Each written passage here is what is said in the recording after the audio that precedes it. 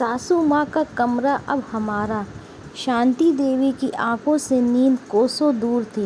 नींद आए भी कैसे, उनके हमसफ़र, उनके पति और इस घर के मालिक राधेश्याम जी इस दुनिया और भरे पूरे परिवार को छोड़कर जो जा चुके थे। राधेश्याम जी अपने पीछे उनकी जीवन संगिनी शांति देवी, 2 बेटे, 2 बहुएं, 4 पोता पोती, 1 बेटी दामाद को छोड़ गए थे।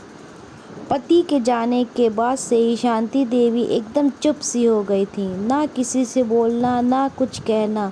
शांति देवी ने सोचा नींद नहीं आ रही है, चलो छत पर जाकर ठंडी हवा में टहल कर मन बहला लिया जाए।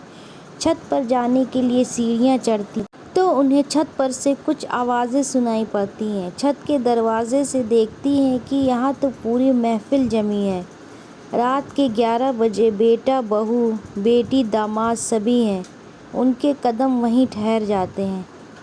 अब पिताजी तो रहे नहीं, इसलिए हमारे पति यानी तुम सब के बड़े भैया ही इस घर के बड़े कहलाएंगे। सासू माँ अकेली हो गई हैं तो उन्हें अब इतने बड़े कमरे की क्या ज़रूरत। हमारा कमरा भी अब हमें छोटा पड़ने लगा है। उनका कितना बड़ा और कितना आलीशान कमरा है। जब से हम शादी करके आए हैं तभी से उस कमरे में हमारा मन अटक गया था। इसलिए सासू माँ और ससुर जी का कमरा अब हम ले लेंगे और सासू माँ जी को हमारा कमरा दे देंगे। बड़ी बहू नंदिनी ने अपना फरमान सुनाया। शांति देवी को तो अपने कानों पर विश्वास नहीं हो रहा था। जिस बहू को वो अब तक गाय समझती थी, उसने आज अपने सींग दिखा दिए।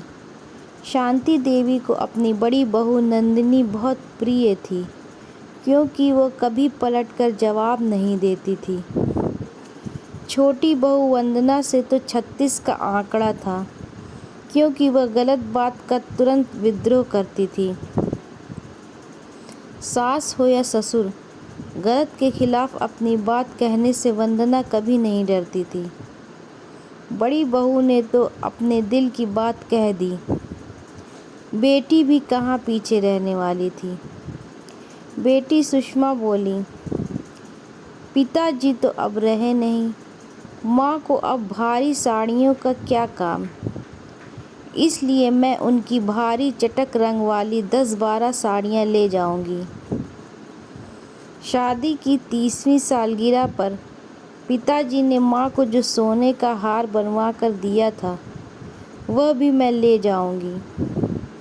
अब माँ को इसकी क्या ज़रूरत।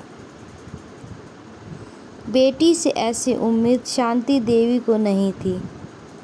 आज उनके पति को गए 15 दिन भी नहीं हुए थे। घर के बच्चे इतना असंवेदनशील हो गए। बड़े भैया तो कहने भर के बड़े थे। उन्होंने घर के मामलों में पहले कभी न बोला, न अब बोल रहे थे। तभी छोटी बहू वंदना की विद्रोही आवाज़ सुनाई दी, बस करो आप सब। ससुर जी चले गए, इसका मतलब ये नहीं कि सासू माँ के होते हुए आप सब अपनी मनमर्जी करेंगे। रही बात कमरे की, तो कमरा हमेशा से ससुर जी और सासू माँ का था और रहेगा। ससुर जी नहीं रहे, इसका मतलब ये नहीं कि सासू माँ को इस कमरे से अलग कर दें। आज भी सासू माँ इस घर की मालकिन है। कितनी पुरानी यादें जुड़ी होंगी उस कमरे से। रही बात आपके कमरा छोटा होने की, तो अब आप अपने बच्चों को सासू माँ के पास भी सुला सकते हैं, जिससे सासू माँ का अकेलापन भी दूर हो जाएगा और बच्चों को उनसे कहानियाँ, लोरी सुनने का मौका भी मिलेगा।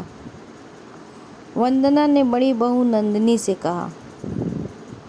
और सुषमा दीदी, आप बेटी होकर अपनी माँ के प्रति इतनी असंवेदनशील कैसे हो सकती हैं।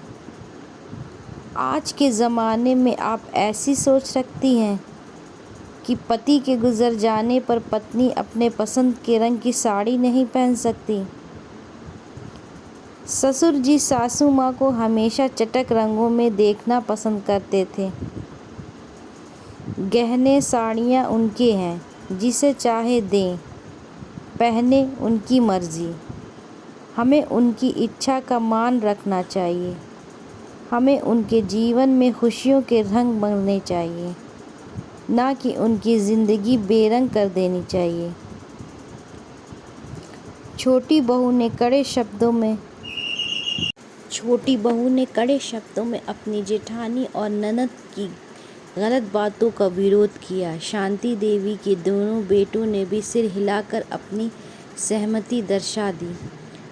तभी सासू माँ सबके बीच आती हैं और छोटी बहू वंदना के सिर पर हाथ रखकर वापस अपने कमरे में चली जाती हैं।